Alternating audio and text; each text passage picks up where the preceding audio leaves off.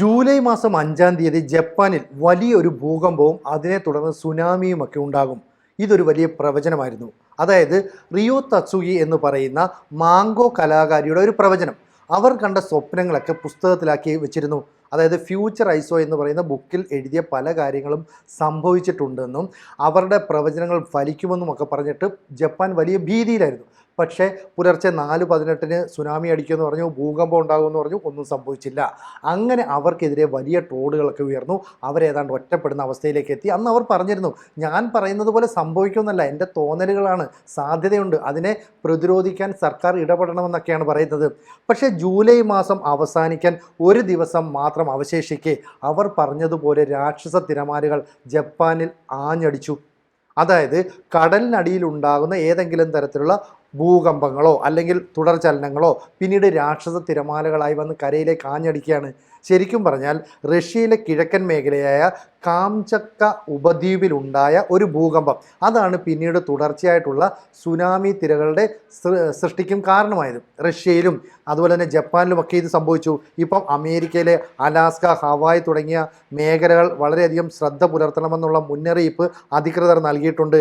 Indonesia, Philippines, New Zealand, Canada, എന്തിന് ചൈനയിൽ പോലും ഏതാണ്ട് 1 മീറ്റർ വരെ ഉയരത്തിൽ തിരമാലകൾ വീശി അടിക്കാൻ സാധ്യതയുണ്ട് എന്ന മുന്നറിയിപ്പ് നൽകിയിട്ടുണ്ട്. അപ്പോൾ ഈ പറയുന്ന റിയോ തത്സുഗിയുടെ പ്രവചനവുമായിട്ട് ഇവിടെ കണക്ട് ചെയ്യുന്നു. ശരിയാണ്, അവർ പറഞ്ഞ സമയത്ത്, അവർ പറഞ്ഞ ദിവസം ഇതുപോലെ സംഭവിച്ചില്ല. പക്ഷെ അവർ പറഞ്ഞത് 2011 സുനാമിയേക്കാൾ ഏതാണ്ട് 3 ഇരട്ടി പ്രഹരശേഷിയുള്ള സുനാമി തിരകൾ ആഞ്ഞടിച്ചേക്കാം. ഇപ്പോൾ എക്സിൽ അവരെ പിന്തുണച്ചുകൊണ്ട് ഒരുപാട് പോസ്റ്റുകൾ വരുന്നുണ്ട്. അതായത് ഇവർ പറയുന്ന സമയവും അല്ലെങ്കിൽ ദിവസവും ഒക്കെ മാറിയെന്നേ ഉള്ളൂ, പക്ഷേ 1 മാസത്തെ കാലയളവ് എടുത്തു കഴിഞ്ഞാൽ അവർ പറഞ്ഞത് ഏതാണ്ട് കൃത്യമായിട്ട് സംഭവിച്ചു. അപ്പോൾ ഇവരെ ബാബ വാങ്കെ എന്നാണ്, പുതിയ കാലത്തെ ബാബ വാങ്കെ എന്നാണ് അറിയപ്പെടുന്നത്. ബൾഗേറിയയിലെ ഒരു മന്ത്രവാദിനിയാണ് ബാബ വാങ്കെ എന്ന് പറയുന്നത്. അന്ന് അവർ ഏതാണ്ട് 70 വയസ്സുള്ള ഒരു സ്ത്രീ, കണ്ണിന് കാഴ്ചക്കുറവുണ്ട്, മാത്രമല്ല അവരാണ് ഈ 2ാം ലോക മഹായുദ്ധം പ്രവചിച്ചതെന്ന് പറയുന്നുണ്ട്. അതുപോലെ തന്നെ ചെർണോബ് ദുരന്തം പ്രവചിച്ചു എന്ന് പറയുന്നുണ്ട്. ഇതിൻ്റെ ഒരു മാതൃകയിലാണ് ഈ റിയോ തത്സുഗി ഇത്തരത്തിലുള്ള പ്രവചനങ്ങൾ നടത്തിയെന്ന് പറയുന്നു. അപ്പോൾ ആദ്യമൊക്കെ ഇവർ ഫ്യൂച്ചർ ഐസോ എന്ന് പറയുന്ന ബുക്കിൽ എഴുതിയ കാര്യങ്ങളെ ആരും അംഗീകരിച്ചിരുന്നില്ല. പക്ഷേ 2011 ഇത്തരത്തിൽ ജപ്പാനിൽ ഒരു ഭൂചലനം ഉണ്ടാകും, സുനാമികൾ ഉണ്ടാകുമെന്ന് പറഞ്ഞത് ഈ 2011 ശേഷം ഈ ബുക്ക് വായിച്ചവർക്ക് മനസ്സിലായി. അതോടുകൂടി ഈ ബുക്കിന് വലിയ പ്രചാരം ലഭിച്ചു. അതിനുശേഷമാണ് ഇവർ അതിൻ്റെ ഒരു പുതുക്കിയ പതിപ്പിറക്കുന്നത്. അവർ പറയുന്നു, ഞാൻ കണ്ട സ്വപ്നങ്ങളെയാണ് ഞാൻ പുസ്തകമാക്കി വെച്ചിരിക്കുന്നത്, അല്ലെങ്കിൽ എൻ്റെ വരികളാക്കി വെച്ചിരിക്കുന്നത്, ഇതുപോലെ സംഭവിക്കണമെന്നൊന്നും അല്ല എന്ന് പറയുന്നത്. പക്ഷേ ഇവരെ പിന്തുണയ്ക്കുന്നവർ പറയുന്നത്, ഇവർ പറയുന്നത് പൂർണ്ണമായിട്ടും ശരിയാണ്, അതിന് തരത്തിലുള്ള മുന്നറിയിപ്പ് എടുക്കണം. അപ്പം നമ്മൾ ഈ ജപ്പാൻ എന്ന് പറയുന്ന രാജ്യത്തെക്കുറിച്ച് ചിന്തിക്കണം. ഏറ്റവും അധികം ഭൂചലനങ്ങൾ ഉണ്ടാകാനുള്ള സാധ്യതയാണ്. ആ സാധ്യതയുള്ള രാജ്യത്ത് വെറുതെ ഇത്തരത്തിലുള്ള ഒരു പ്രവചനം നടത്തിയതാണെങ്കിൽ അത്തരത്തിലുള്ള ഒരു മുൻകരുതൽ എടുക്കണ്ടേ? അപ്പം ഈ പറയുന്ന ഭൗമ വിദഗ്ധരടക്കം പറയുന്നത് ഇത്തരത്തിൽ ഭൂകമ്പങ്ങൾ ഉണ്ടാകുന്നു എന്നത് മുൻകൂട്ടി പ്രവചിക്കാൻ കഴിയില്ല. എവിടെ സംഭവിക്കുമെന്നോ ഏത് സംഭവിക്കുമെന്നോ അതൊക്കെ ശരിയായിരിക്കാം. പക്ഷേ ഇത്തരത്തിലുള്ള ചില സൂചനകൾ തന്നാൽ അതിനെ നമ്മൾ ഗൗരവമായി എടുക്കണം. ഇപ്പം കാംചത്ക ഉപദ്വീപിലുണ്ടായ ശക്തമായ ഭൂചലനമാണ് ഈ പറയുന്ന സുനാമിക്കിടയാക്കിയത്. അതായത് സമുദ്രത്തിൻ്റെ അടിത്തട്ടിൽ പെട്ടെന്നുള്ള ഒരു ചലനം മൂലം സുനാമി ഉണ്ടാകാം. ശക്തമായ ഒരു ആഘാതം ഉണ്ടാകുമ്പോൾ വലിയ അളവിൽ കടൽ ജലത്തിന് സ്ഥാനഭ്രംശം വരും. അങ്ങനെയാണെങ്കിൽ ഒരു ജെറ്റ് വിമാനത്തിൻ്റെ വേഗതയിൽ തിരമാലകൾ സമുദ്രങ്ങളിൽ നിന്നിങ്ങനെ വേഗത്തിൽ ആഞ്ഞടിക്കും. അതാണ് ഇവിടെയും സംഭവിച്ചത്. അപ്പം എന്തായാലും ഈ ടെക്നോണിക് ചരിത്രവും അതുപോലെ തന്നെ ഫോൾട്ട് ലൈനുകളുമൊക്കെ അടിസ്ഥാനമാക്കി ശാസ്ത്രജ്ഞന്മാർ ഭൂകമ്പ സാധ്യത വിലയിരുത്തുമ്പോൾ ഈ റിയോ തത്സുഗിയുടെ ചില നിലപാടുകളെയും നമ്മൾ വിലയിരുത്തേണ്ടതായിട്ടുണ്ട്. ഇതിന് പ്രധാന കാരണമെന്ന് പറയുന്നത് റിംഗ് ഓഫ് ഫയർ എന്നും കരുതപ്പെടുന്ന അല്ലെ വിശേഷിപ്പിക്കുന്ന ജപ്പാനിൽ, അതായത് ഈ ഭൂകമ്പ സാധ്യത ഏറ്റവും കൂടുതലുള്ള മേഖല എന്നാണ് പറയുന്നത്. അതായത് ഭൗമപാളികൾ തമ്മിൽ തെന്നി മാറുകയോ ചേരുകയോ ചെയ്യുന്ന പ്രദേശമാണ് ജപ്പാൻ.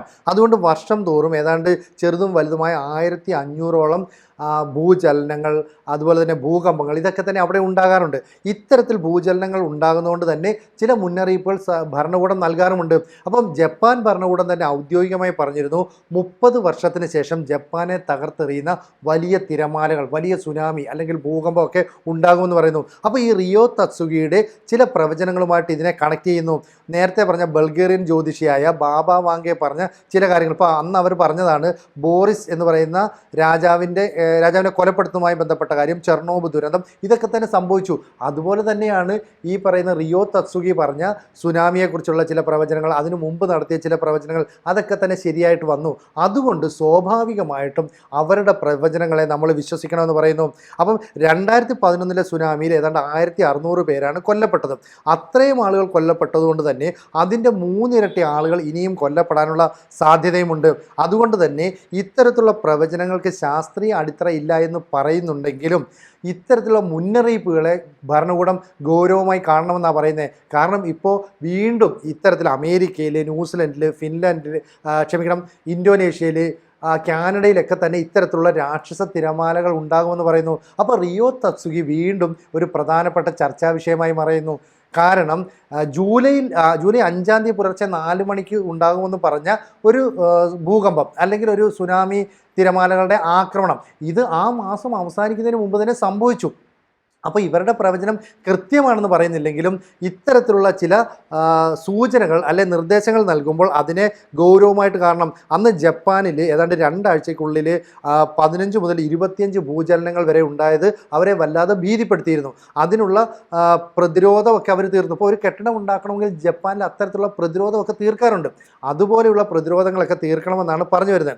എന്തായാലും ഈ പ്രകൃതി ദുരന്തങ്ങൾ അല്ലെങ്കിൽ വമ്പൻ ദുരന്തങ്ങൾ ഇതൊക്കെ ഉണ്ടാകുമ്പോൾ അതിനെ പ്രതിരോധിക്കാനുള്ള എല്ലാ നിലപാടുകളും അതത് ഭരണകൂടം കൈക്കൊള്ളണമെന്നാണ് പറയുന്നത്.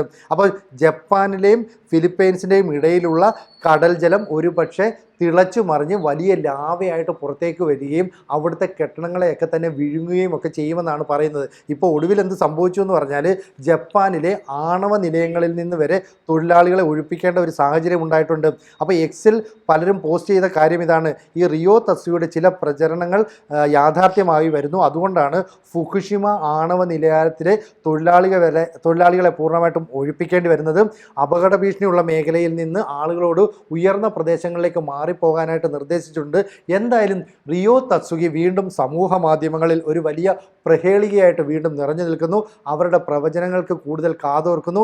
ഇപ്പോൾ അവരുടെ, ഞാൻ നേരത്തെ പറഞ്ഞ ഫ്യൂച്ചർ ഐസോ എന്ന് പറയുന്ന പുസ്തകത്തിൻ്റെ പരിഷ്കരിച്ച പതിപ്പ് വാങ്ങാനായിട്ട് ആളുകൾ കൂട്ടത്തോടെ എത്തുന്നു എന്ന വാർത്തകളും പുറത്തു വരുന്നുണ്ട്.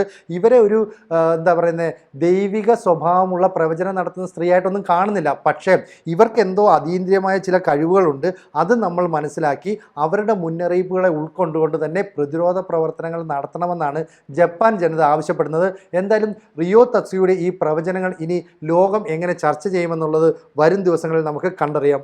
കൂടുതൽ വാർത്തകളും വിശേഷങ്ങളും നിങ്ങളിലേക്ക് എത്താൻ ABC മലയാളം സബ്സ്ക്രൈബ് ചെയ്യുക, ബെൽ ബട്ടണും അമർത്തുക.